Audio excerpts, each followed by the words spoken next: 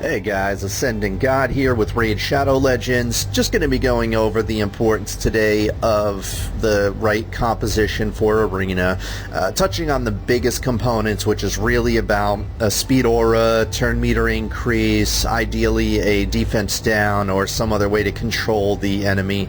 So, what I'm touching on today, my group isn't ideal because two of my champions that I'm using on Arena, I'm also using on Clan Boss, so it's not ideal. Ideally, you want to have those two groups split, but because of the champions that I have and what I want in Arena, I've switched it up.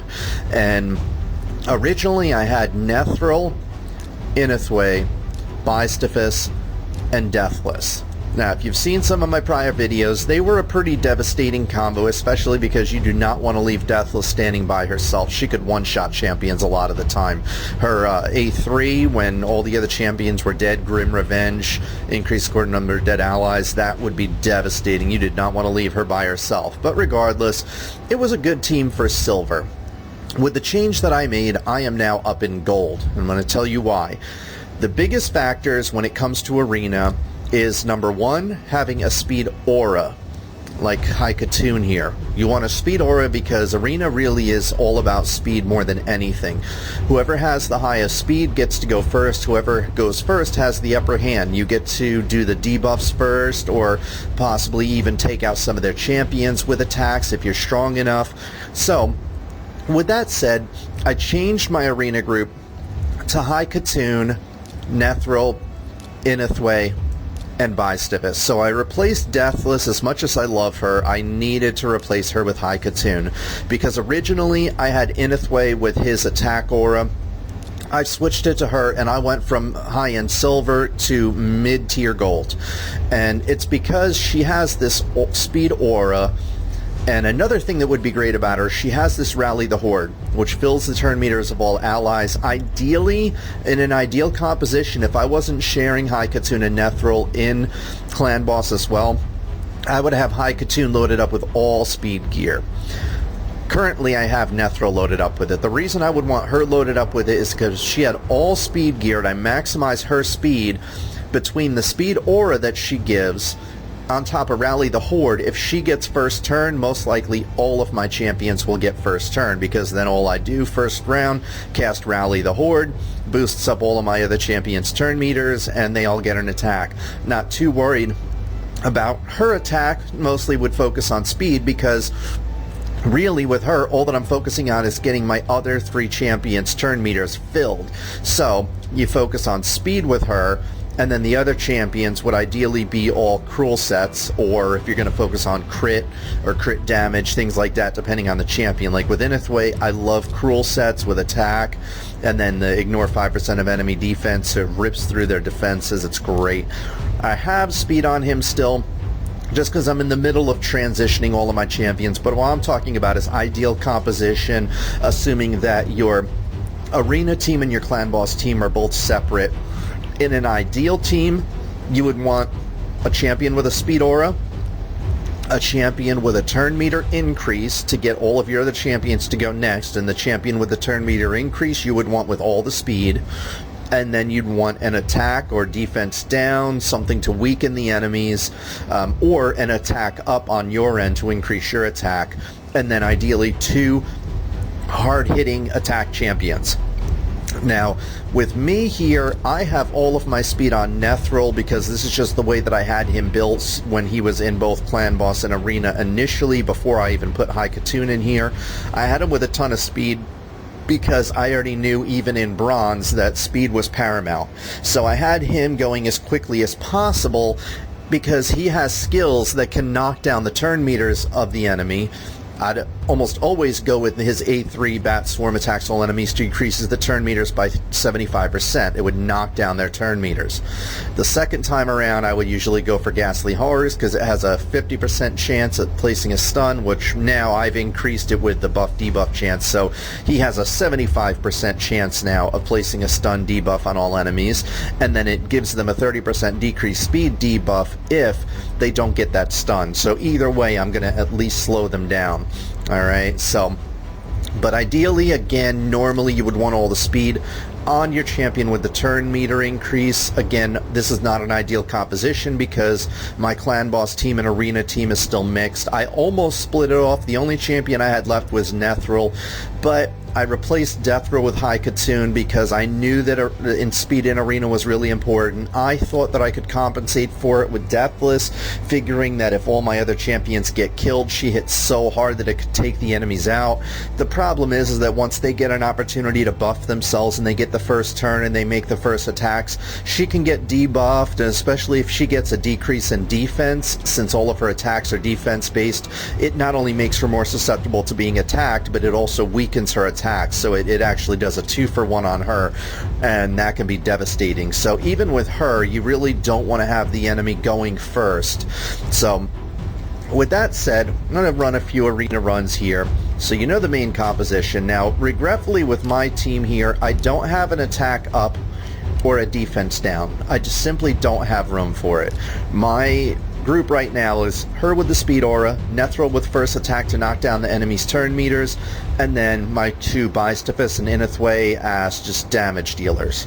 Okay, and again, when I switched to the speed aura from the attack aura, I went from being typically 3rd tier silver. I was comfortably in 3rd tier silver. I would struggle for 4th tier silver. Now, as you can see, I'm in 2nd tier gold, and I can win most fights. I can go up to 3rd, but with 3rd it's very, very difficult. In all honesty, I'm a little bit more comfortable in the next tier down, especially considering I still get the same amount of medals, but nobody seems to want to attack me. And now the ranking period is going to be over soon, so I actually gave myself a defense team, but I just had one mage killer. People still weren't wanting to attack me. I don't know. But anyway, when it comes to arena, I still tend to go for people without the speed auras just to ensure that I should have the first hit.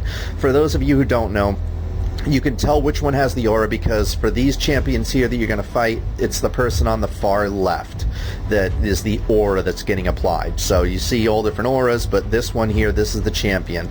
So with the heart, that means that it's an hit point increase, so as long as their score isn't that much higher than me, most likely I should be fine here. They are a little bit higher, and they do have Valkyrie, which I'm a little wary of because she does that shield and counterattack, but I'm going to give this one a shot just so you can see an example of how much of a difference there is when you have speed aura and a champion loaded up with speed. I can almost guarantee that I'm going to get the first attack here. And yep, so see, first thing I want to do is knock down those champions' turn meters. Okay, I did everybody but him. So now I'm going to use her turn meter increase, so then these other two champions are still going to get to go first. I don't want him to pop off his turn meter increase, so I'm going to try to lock him down right now. Yes, locked him down, so now I don't have to worry about that. Okay, going to do the AoE attack, so I'm going to actually take him out here. And see, this is again why you want first turn, because now they haven't even had a turn yet I already took out one of their champions. Another champion has a sliver of life. Okay, so now I'm going to do his A2, stun them. So now one of them stunned, one of them slowed, another one is dead. So they still have not had an attack yet meanwhile, my champions are at full hit points. So Valkyrie's definitely going to get an attack here, but I mean, I still have 4 champions, so I'm not particularly worried about it. I'm going to try to go for him first because I don't like how he buffs himself with that strength, and yeah, I'm going to use his A2. His A2, Inithway, for those of you who don't know him, is amazing. His A3 isn't that great. As you saw, his A3 attack is an AoE, but it doesn't hit that hard, especially for a legendary. His A2, however, it increases depending on the amount of hit points the target has lost. Since he's already lost more than half of his life, I can pretty much guarantee it's going to kill him. Once they've taken at least half their hit points or more, destroys. And then on top of that, with Inithway, when he kills a champion, number 1, they can't be revived as a passive ability of his. Number 2, it heals him for 30% of his hit points. So he's an amazing champion.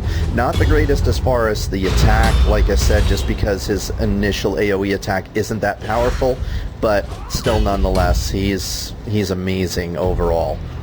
because I don't have to worry about, say, Gorgorath, or, well, Shaman I don't tend to worry about much to begin with, but say with Gorgorath, I don't have to worry if he's the one who takes them out, which with the way my composition is set up and who has what turns when, usually he's the first champion to take somebody out, if not multiple champions, and so they can't be resurrected. And, yes, locked her down, great. I might lose him, but that's okay. I don't like, see, this is why I don't like this counterattack. That's why I was worried about her with the counterattack, because every time my champions go, she's getting an attack back on them. That's one of those places where speed can actually backfire on you. But for now, I'm not worried about it because I'm still hitting her much harder than she's hitting me overall. And I'm going to try to stun her. This is probably going to be it anyway. So, yeah. So I lost one champion. They lost all of theirs. And again, it was all about that speed. If I didn't have that speed, their Apothecary might have gone first, might have boosted up all their turn meters. Once she got that counterattack on all of them, I may have lost. So it was really about that speed aura, Nethril knocking down those turn meters. So Nethril is kind of my replacement to somebody that would give you a turn meter increase. I just have Katoon as kind of an added bonus. Now this one, again, they have the speed aura, so I'm kind of wary unless they are lower. Yeah, see, at 80,000, I don't want to risk that, especially with this Cupid, whatever it does. I don't remember exactly what he does, but he's pretty hardcore. Yeah, see, with them, again, no, I don't tend to go with people with speed aura that are higher than me, but... Oh god, this is going to be a slaughter. Okay, so they're at about 60, I'm at 70, so I'm like 10,000 higher than them. This should be a complete slaughter, and you see they have Deathless, but I'm not worried about her. If I can lock her down, she becomes worthless, and that's one of the great things about Bystavis, is he does the defense down on some champions, which is great. He doesn't do it on all of them. I would like a champion that does defense down on everybody, like, say, Tyrell, but... Bystavis is better than nothing, and the great thing is that he does a decent amount of damage too and locks down. Alright, I guess I'm not going to lock her down because I really want to lock down this champion. It looks like she's going to get a chance to go. I want to lock her down. Great. Oh, and I did lock her down as well. That's what I love about Bystavis, where it's 4 random champions. He locked both of them down and decreased their defense. So... See, his A3, again, this is Inithway's turn, but like I said, his passive is great where it heals him by 30% of his max hit points if he kills a champion and the champion cannot be revived. That's great. He's not going to take anybody out with his A3, though. As you can see here, his A3 does not hit that great. It's not horrible. It does also potentially place this Leech debuff on champions, though. Leech isn't amazing. Leech makes it so that when you hit those champions, 10% of the damage done to them comes back to you as hit points. So you're going to see Nethril here. He's going to heal himself from this attack, even though he has no lifesteal, simply because of those 2 leeches. So see, he helped himself a little bit there. I'm going to do her AoE. Her AoE actually usually hits harder. I mean, usually doesn't hit as hard as her A1, but her A1 is only a 1 champion attack, whereas her A3 does all of them, so just made more sense to do that. See, Deathless here, even though Deathless does tend to have a lot of defense, there's definitely a soft cap that's pretty low for defense, because I found, even in my personal experience, when I had her in my team, I'm just going to auto this out, because this is pretty much done, and alright, so I found that when Deathless was on my team, even though I had her loaded up with a ridiculous amount of defense, she was harder to take down than my other champions, but it didn't scale proportionately. So there's definitely, like, to basically say, for example, like when she had double the defense of another champion, she didn't get hit half as hard. She got hit maybe, I'd say maybe 75%. So there's definitely a soft cap there. Oh god, to see this with a speed aura, even if I can pretty much guarantee with him they're going to be fairly high. Alright, I got a refill here. I'm not sure if I'm going to refill. I might call it this for now, because you guys got the idea here of how important that speed aura is. I mean, you've seen where I even just got the chance to fully go first. Alright, so I got this one here. I'm going to go ahead and do this. We'll do some more rounds here. You got the idea, so now you'll get to see more of the champions in action. And like I said, I'm not going to go up against him.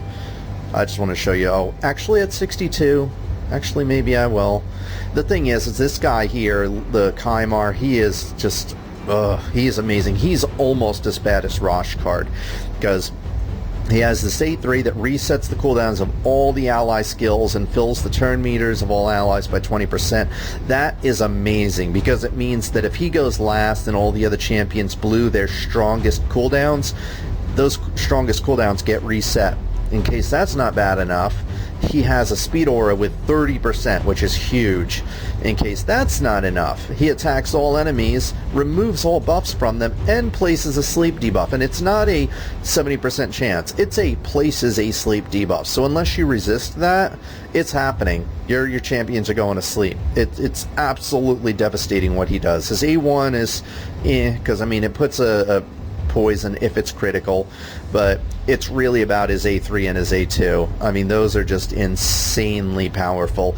I would say other than Roshkard, he's probably one of the champions I dread the most in Arena. So we'll see if I get to go first here. He may take me out. Nope. Okay, good. So I get first strike. I may still lose here just because of that Prince Kymar. He's just... I want to try to lock him down. If I don't lock him down, though, I'm going to have some problems. Yup. They probably have a lot of resist on him, too, because they want to make sure that he goes. So, yeah, I might have some problems here. Thank God he didn't hit that hard. I'm surprised. Usually Kale hits devastatingly hard, but looks like not this time. So, yeah, actually, I should be fine here. I'm really fortunate. I'm surprised they didn't have more powerful attacks here. But that's all, you never really know. I've had some champions. There was a champion just, was it yesterday or earlier today that I went up against where their entire team was only 57,000. So I figured like, oh, this is going to be an easy win. Slaughtered me.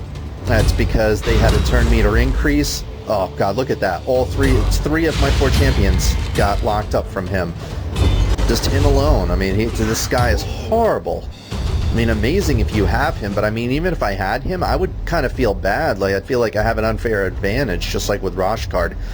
I'm curious as to what Astrolith... I know they made some buffs to her in this recent patch. I'm not curious enough to do this. Let's take a look at her. I know they did some improvements. This, I know they changed. Gains an extra turn, decreases cooldown of the skill by 3 turns. Champion's hit points drops below 20% when attacked. That's pretty cool. That's pretty cool. Where, yeah, I read something about that. This went from 2 turns down to 1 turn. Bombs can be horrible as well, because bombs completely ignore the champion's defense.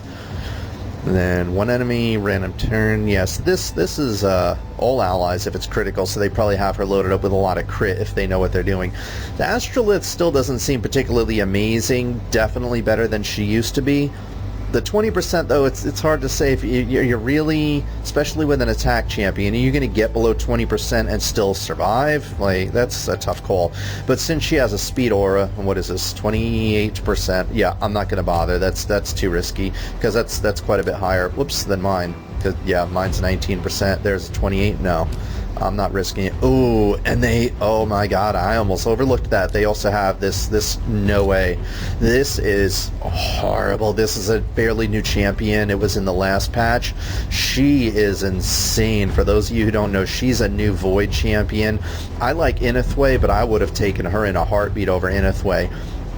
One reason is her passive, where it places a revive on death buff on this champion for 2 turns at the beginning of each round, which means if you kill her within the first 2 rounds, she's coming back. And when she kills an enemy, she also gets another revive on death buff for 2 turns. So that in and of itself is crazy, because you know a lot of times in Arena it doesn't last more than 2 turns. So in Arena she is insane.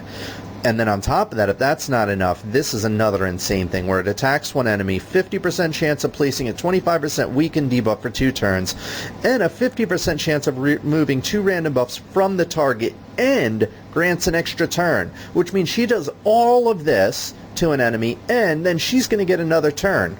It's crazy. And then this one attacks 1 enemy 4 times, ignores 50% of their defense. 50%. If you have her combined with the cruel sets and an extra 50%, she's going to ignore 65% of a champion's defense. Basically just going to rip right through you like your tissue paper. Your armor's not going to do anything. So yeah, she is crazy. Her aura I wouldn't use. It's 24% attack. I mean, that in all battles though, so that could be great for like dungeons and things like that. She would even be okay on clan boss just because of the fact this wouldn't do you any good, but the weaken, the 25% weaken would be great on clan boss. It has 50% of remaining 2 random buffs, so it could also remove it when the clan boss is below 50%, remove his buff. And then this as one enemy 4 times, that could be really good combined with Giant Slayer. So yeah, she's all around just an amazing champion. I would love to get her. So I'm not sure how hard she hits, but just her abilities alone makes me just wow. There's Roshcard. Unless they're much lower than me, I can't stand. No, I'm not going to go with 89,000. I can't stand Roshcard. Roshcard, I'm surprised they haven't nerfed him yet because he is ridiculous. I mean, to make the entire team invincible for 2 turns, it's basically a free win. I mean, if they're faster than the enemy team, they're going to win. It's extremely rare that they don't. There's only maybe once or twice where I didn't have the first turn and I still managed to win with stuns and stuff like that. Seems like a lot of these. Okay, yes, I could take these guys out, or at least should be able to. Again, you never know for sure. Oh, let's see. Yep, great. Now, I definitely want to lock Crimson down there because I do not like Crimson. If you don't know Crimson, she places provokes on multiple champions. She places a revive on death on all of their champions.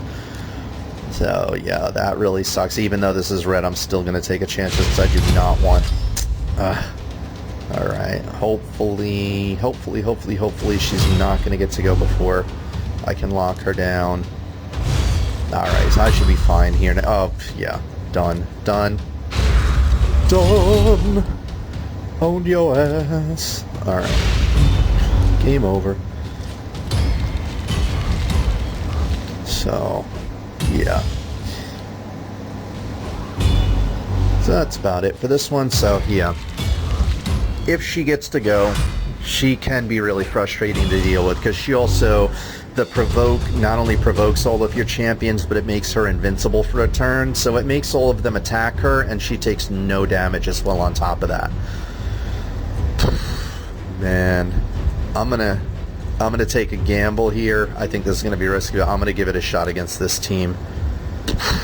520. Wish me luck on this one, because I really don't know. I don't know how this one's gonna pan out. I'm kind of scared here. The guy even has one eye. Oh, never mind. Anyway, always take advantage of easy wins if you got them. Unless, of course, you're trying to get down on the tiers. I was trying to get down on the tiers the other day for this, what is the event? There's one of the arena events, but this arena event right now currently is freaking ridiculous. You have to get 950 points for arena. Each medal awards you 1 point. So, I mean, even if you were at gold tier 4 that gives you 4 medals per turn, you'd still need to get, like, what is that, about 238 wins, which equates to about 25 arena refill tokens. That's insane. It's completely unreasonable. I could actually buy the tombs for less because it's only awarding you 1 epic as well. 1 epic tomb for all of that effort. Makes no sense. It would cost you at least $70, $80 worth of arena tokens to be able to cap that. So I think Polarium's just lost their mind when it comes to those events now. It's just they've just become so ridiculously greedy. But that's why when I'm going to buy anything, I'll buy energy to max out champions. I'll buy the ancient shards when they're like that $5 for 5 of them, because that's kind of reasonable. And the reason I went for Athel here, just for those of you who don't know, Athel can hit ridiculously hard. Athel hits the equivalent of a high-end epic, if not like a strong legendary. It's the AoE attack. I don't know if it's her A3 or A2 because I don't use it. I'm pretty sure it's her A3, but it hits ridiculously hard for a rare. Kale isn't that far off. Just look at how hard Kale just hit me. I mean, he nearly killed Inithway in one hit. So they are unfairly powerful for their rarity. But meanwhile, they want to make it like Void Champions are so valuable, and they nerf Painkeeper into a shallow grave, making it so that I don't know any rare Voids off the top of my head now that are worthwhile. But yet, meanwhile, champions like Kale and Athel go unchecked. So go figure. I think the main reason, in all honesty, again, like, I mean, I love this game, but I'm not going to cover for Plarium. Plarium is ridiculously greedy. They demonstrated that with the whole Foley paywall scam. If you don't know about that, you can look around on the web. I don't even want to talk about it because it's just going to tick me off. But if you've been playing for a while, then you know exactly what I'm talking about.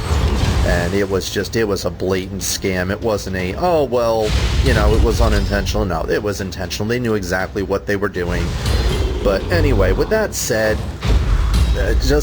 yeah, I don't tend to buy things much in this game because most stuff really is a rip-off. But like I said, every once in a while I'll get those deals where I'll get stuff like that. But point being, the reason, jumping back to the reason that I feel Painkeeper was nerfed, is Painkeeper was a healer. She was a pretty decent healer. I don't feel she justified getting nerfed, but she was pretty decent. But then 3 nerfs, they buried her in the ground. It wasn't a, oh, they got her in check. It's a, they literally freaking destroyed her. She's worthless now. Like, she used to be my healer and I had to replace her, but their intentions was, like, if they nerf Athel or Kale, people are going to replace the champion with somebody else they have in their vault, most likely, no big deal. If you take out somebody's healer and it's the only healer they have, they're going to be desperate to get a new champion, which means they could end up buying shards, they could end up, I don't know, just putting money towards energy to try to max out a healer as quickly as possible. They're going to be a lot more concerned about replacing that champion because you can't just take another damage-dealing champion and replace a healer. Of course, you need another healer. That was one of the frustrating things when they nerfed Painkeeper. That was my only healer I had at the time, so it left me crippled. My damage on Clan Boss, when it decreased by almost 50%. It decreased by about 40-45%. That's how devastating the nerf was to Painkeeper in that last patch. So, and just to keep you up to speed, since I don't know when you'll watch this video, this is patch 1.10. The last patch is when they nerfed her. I'm going to give this a gamble. I'm so much higher than them, even with the speed I should be fine. But yeah, once they nerfed her, that was such a huge decrease that I wanted a replacement as quickly as possible. I got Vrask. Vrask is pretty decent, but then not too long after him, I didn't want to replace her with him because the thing was that all he offered was healing on Clan Boss, which yes is nice, but since he only offered that, I really wanted somebody that offered more than just healing. And fortunately I came across it. I got the Steel Skull. It's not ideally what I wanted. I really wanted Skull Crusher, but I still have a slot where I could fit him into eventually. But yeah, even with, geez, look at these team powers. I don't know what's going on here. Lucking out, not going to complain, but surprised. They're pitting me up against people that are so much lower. But yeah, Steel Skull is great. I wanted Skull Crusher because I really need a counterattack on Clan Boss, but Steel Skull is nice. Steel Skull has 2 heals. He has an AoE heal that also does a defense buff, and then on top of that he has a single target heal, which is great too. Just gonna put this on auto. Alright, and then yeah, and then in case that isn't enough, his A1 could potentially do poisons. I think the debuff chance for the A1 is only 30% with 2 hits, so it's still like a 60% chance you're gonna get at least 1 poison on the boss, which, I mean, the combination of 2 different heals and a poison is just amazing. So Steel Skull, according to the what is it, the Reddit, according to Reddit, Steel Skull's supposed to be a double S, which is like one of the best. Wow, that's a shame. I would love to have Arbiter. This Arbiter is going to such waste with these people. I mean, seriously? You seriously do not have her at 60 yet? That's just astounding. It's a shame to see people that have people like Arbiter and they're not fully taking advantage of them. It is, because when I get my Arbiter, oh my god, within a day I'm going to have her maxed to 60. The second day I'm going to have her masteries capped, because she's going to take the place of my High Katoon and Nethril, because I won't need Nethril for the turn meters anymore. So as much as I love him in Arena, he's going to get replaced, because I want him to focus on Clan Boss, which means lifesteal gear. I might keep him in Arena, but he's no longer going to be the main turn meter impactor. It'll be Arbiter, because she'll boost up everybody's turn meters, which means I can finally get rid of Nethril speed gear, give him the lifesteal set that he so rightfully deserves. And yeah, looks like that's about it for here. So yeah, but for those of you who don't know, Arbiter is amazing. The reason I said I'm going to eventually get her is because she's part of these missions. I still have a ways to go, obviously. I'm not even quite halfway there yet, but yeah, she is delicious. Number 1 speed aura with 30% in Arena, which is crazy. I don't know of anybody off the top of my head that has a higher speed aura.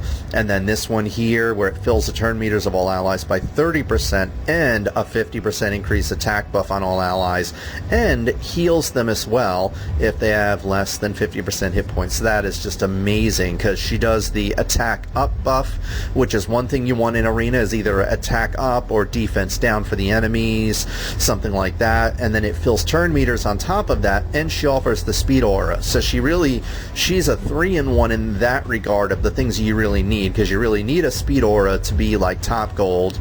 You really need a turn meter increase, and you ideally want an attack up, and a 50% attack up. It's amazing. It's amazing. It means all of your champions are going to hit 50% harder for 2 turns. Yeah, that is delicious. And then where she can revive people, she can heal, she decreases enemy buffs by 1 turn. I mean, all around. And she can place a weaken. She's just all around amazing. I mean, between her healing, resurrect, she does so many things. She's definitely very, very overpowered. I almost want to say she's even better than Roshguard, because she could pretty much guarantee that all your champions are going to get the first turn unless the enemy has Arbiter, or unless they have Hegemon. Hegemon, I'm going to show you this before I head out, just because he's really frustrating. Hegemon is really frustrating. They believe he's a Night Revenant. Yeah. Hegemon, they made a champion that freaking broke game mechanics, I guess to try to sell Void Shards, because he's a Void champion. But Hegemon here is freaking crazy. He doesn't look that great. I wasn't impressed by his look, but it's what he does. His passive always goes first each round, which means it doesn't matter how fast the enemy team is. He doesn't need any speed at all. You can load him up with pure attack gear to hit as hard as possible, and he's guaranteed to get the first attack. And the only difference, if there's multiple Hegemons, then the one with the highest speed goes first. But how many Hegemons are you going to see around? Especially a legendary Void, you're not going to see many of him. So pretty much whoever has him is most likely guaranteed wins in Arena, because with that, he gets the first turn, and he has an AoE attack. And that AoE attack places a 50% decrease attack debuff for 2 turns. And it also has a 50% chance of placing a block cooldown skills debuff for 2 turns, which means that statistically half of your champions are going to have their cooldowns locked down. That is insane. You're reducing everybody's attack by 50% guaranteed, and then half of their champions on average are going to have their cooldowns locked down. You're pretty much winning. That's it. And again, Hegemon is going to be guaranteed to go first. That's it. It's game over. And this isn't as bad. It hits 2 times, 35% chance of a decreased speed debuff, which decreased speed still sucks, but I mean, more than anything, it's these 2 right here. And then he has this increased crit, but I wouldn't use his aura. But regardless, you don't need to worry about a speed aura with him, because all your champions are guaranteed to go first, and you're going to lock down some of their cooldown skills.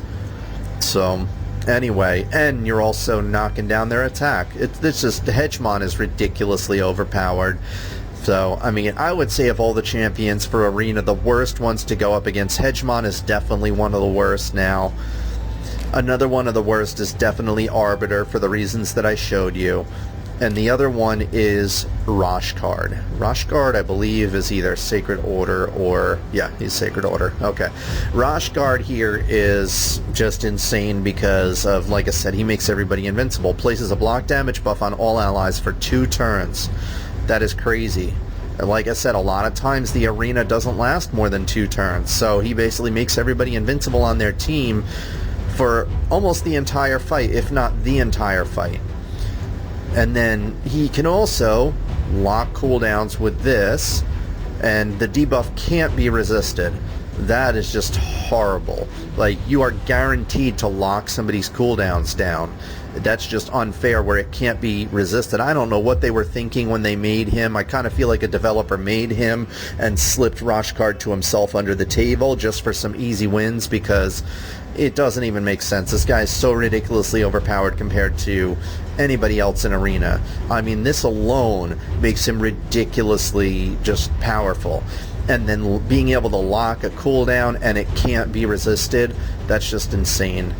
His A1 I don't think has, yeah, just chance of removing a random buff, which is still pretty bad. I mean, that is just, but yeah, I would be surprised if he's anything less than 5, and, oh wow, 4.9. See that?